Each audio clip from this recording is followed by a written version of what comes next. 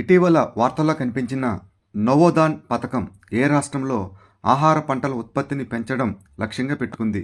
కేరళ రాష్ట్రం. ఏ దేశ పర్యాటక శాఖ సోను సూద్ను పర్యాటకానికి బ్రాండ్ అంబాసిడర్గా నియమించింది? థాయిలాండ్. జానపద పండుగ ఇగాస్ బగ్వాల్ ఏ రాష్ట్రంలో జరుపుకుంటారు? Uttarakhand. Education World India School Ranking Awards 2024-25 వరకు ఎవరు అందుకున్నారు? Kunal Dalal.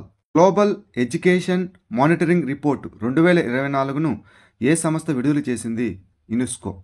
Adaptation gap report 2024ని ఏ సంస్థ విడుదల చేసింది? ఐక్యరాజ్యసమితి పర్యావరణ కార్యక్రమం యుఎన్ఈపి. టోగో తెగ ప్రధానంగా ఏ రాష్ట్రంలో నివసిస్తుంది? పశ్చిమ బెంగాల్. వార్తల్లో కనిపించిన Pinaka multi barrel rocket launch వ్యవస్థను ఏ సంస్థ అభివృద్ధి చేసింది? రక్షణ పరిశోధన మరియు అభివృద్ధి సంస్థ డిఆర్డిఓ. 14 దేశాల విద్యార్థులకు ఫాస్ట్ ట్రాక్ వీసాలను ఇటీవల ఏ దేశం రద్దు చేసింది? కెనడా. అంతర్జాతీయ ప్రాచీన కళా ఉత్సవం ఇటీవల ఎక్కడ నిర్వహించబడింది? New Delhi. 2024 WTA women's tennis association final గెలిచిన కోకో గౌఫ్ ఏ దేశానికి చెందినవారు? అమెరికా. వార్తల్లో కనిపించిన హోకర్సర్ చిత్తడి నేల ఏ రాష్ట్రం లేదా యూనియన్ టెరిటరీలో ఉంది? జమ్మూ కాశ్మీర్.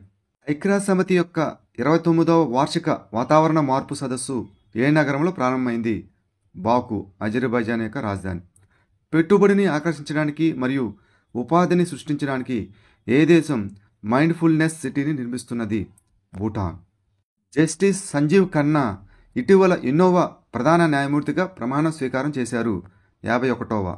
ఇటీవల రికార్డు లేకుండా ప్రయాణిస్తున్న యూకే యొక్క పురాతన ఉపగ్రహం పేరు ఏమిటి? స్కైనెట్ 1A.